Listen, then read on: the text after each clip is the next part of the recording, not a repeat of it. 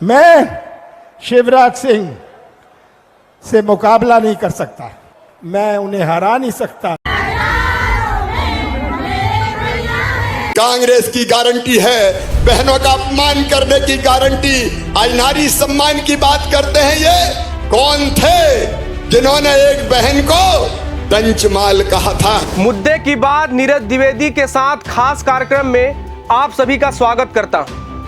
आज के मुद्दे की बात में चर्चा करेंगे शिवराज सिंह चौहान के कर्ज के तले दबते मतदाता की।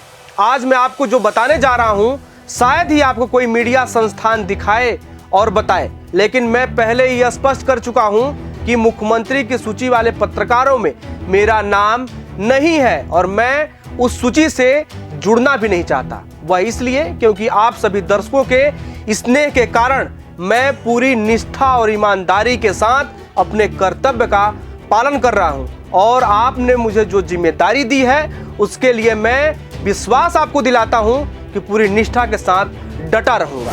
आप सब बखूबी जानते हैं कि इसी वर्ष अपने एमपी में चुनाव होने हैं और यह भी जानते हैं कि शिवराज सरकार की हालत ठीक नहीं है, लिहाजा सत्ता बचाने के लिए संघर्ष कर रही बीजेपी किसी भी हाल में जो भी जतन करना पड़े कुर्सी हाथ से नहीं जाने देना चाहती और हर वर्ग को खुश करने के लिए चुनावी लॉलीपॉप भी बांटना शुरू कर दिए हैं। लेकिन सत्ता में वापसी के चक्कर में यह भूल जा रहे हैं कि कर्ज के बोझ तले मध्य प्रदेश का मतदाता धीरे धीरे दबता जा रहा है। मीडिया रिपोर्ट्स की माने तो अब तक शिवराज सरकार लगभग 3,30,00,000 करोड़ का कर्ज ले चुकी है, जो एमपी के बजट से भी कहीं ज्यादा है और यहाँ निवासरत हर व्यक्ति लगभग 53,000 से ज्यादा का कर्जदार है। शिवराज जी, आपको राजनीति का लंबा अनुभव है, लेकिन मेरे हिसाब से कर्जा लेने वाला प्लान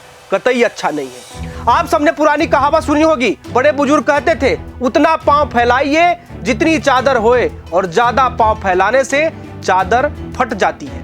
और मेरे हिसाब से शिवराज जी आपने चादर फाड़ दी है। विपक्ष की माने तो आपने कर्ज लेने के अब तक के जो भी रिकॉर्ड थे उन सभी रिकॉर्डों को तोड़ दिया है और नया कीर्तिमान आपने कर्ज लेने में हासिल कर लिया है।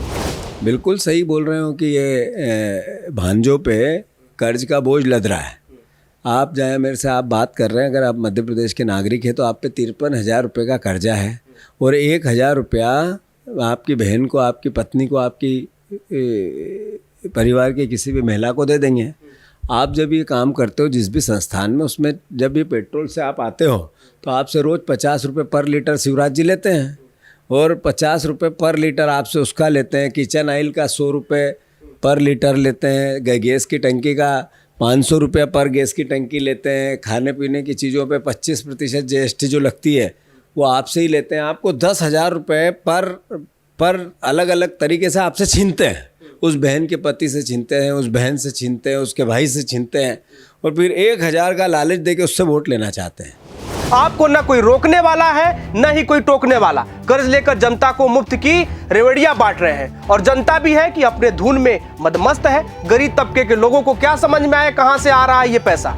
उन्हें तो लग रहा है उनका भाई, बच्चों के मामा पैसे दे रहे हैं। उन्हें नहीं मालूम ये जनता के टैक्स का पैसा है और कम पड़ने पर कर्जा लेकर बांटा जा रहा है। आइए आपको बताते हैं शिवराज सरकार ने अब तक कितना और कब कब लोन लिया। मैंने आपको ऊपर ही स्पष्ट कर दिया कि सरकार ने अपने साल के बजट से भी ज्यादा कर्ज ले रखा है।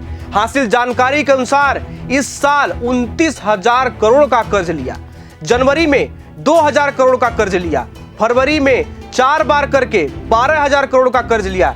मैं आपको सिलसिलेवार बता रहा हूं, ध्यान से देखिएगा। मार्च में 3 बार में 9,000 करोड़ का कर्ज लिया, मई में 2,000 करोड़ का कर्ज लिया, तो जून में 4,000 करोड़ का लोन लिया और अब 10,000 करोड़ का नया कर्ज आरबीआई से सरकार लेने जा रही है। और ये कर्ज इसलिए लिए जा रहे हैं कि सत्ता की चाबी किसी भी कीमत पर हाथ से नहीं जानी चाहिए, हर वर्ग किसी भी कीमत पर खुश रहे। अब आगे हम आपको शिवराज सिंह चौहान की योजनाओं के बारे में बताएंगे तो समय कम पड़ जाएगा, लेकिन अभी हाल ही में जो योजना आई है उस पर चर्चा करना मैं समझता हूं कि जरूरी है। सरकारी पोर्टल पर दर्ज आंकड़ों की माने तो लाडली बहना योजना के लिए अब तक करीब 1,25,33,000 से ज्यादा फॉर्म भरे जा चुके हैं।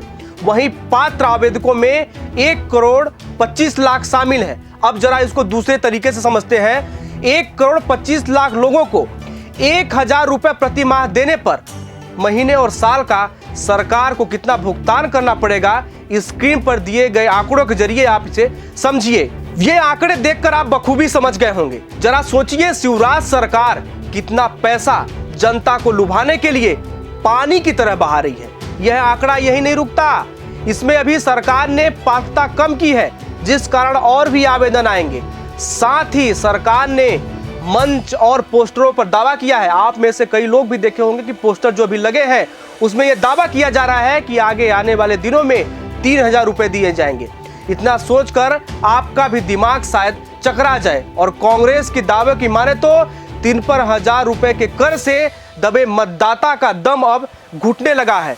और सोचिए, दम मतदाता का घुट रहा है और सरकार विकास पर्व मनाने की तैयारियों में जुटी है। कितनी शर्मनाक और हास्यास्पद बात है ये। मैं मुख्यमंत्री शिवराज सिंह चौहान जी से पूछना चाहता हूं, कैसा विकास पर्व? प्रदेश में बेरोजगारी, भ्रष्टाचार, महंगाई, घोटाले चरम पर हैं। ऊपर से शिक्षा और स्वास्थ्य की बदहाली से आम जनमानस परेशान है और आप विकास पर्व मनाने की बात करते हैं। सीएम साहब जिस मुफ्त की रेवड़ी का विरोध पीएम मोदी के साथ अन्य वरिष्ठ नेता करते थे, आप उसी राह पर निकल पड़े हैं। प्रदेश के लिए यदि कुछ करना ही है तो शिक्षा, स्वास्थ्य और रोजगार पर काम कीजिए। ये मुफ्त की रेवड़ी से मेरे हिसाब से कुछ नहीं होने वाला। मुद्दे की बात तो यह है कि करीब 20 वर्षों तक प्रदेश पर राज करने के बाद भी ऐसी स्थिति आखिर निर्मित कैसे हुई? मेरे हिसाब से यह हालात तो आपके निर्मित किए हुए हैं, जो मामा जी आपको ही भुगतना पड़ेगा, क्योंकि कहा गया है जो बोओगे वही काटोगे। आपने जो जनता को दिया है, जनता आपको भी वही देगी। बहरहाल चुनाव में अभी वक्त है। बीजेपी के पास कुशल रणनीतिकारों की फौज है। लगाइए जोर और ले आइए कोई नई योजना। कर्ज का क्या, धीरे धीरे देते रहिएगा। इस मुद्दे के बाद में आज फिलहाल इतना ही। कल मुलाकात होगी नए मुद्दे के साथ।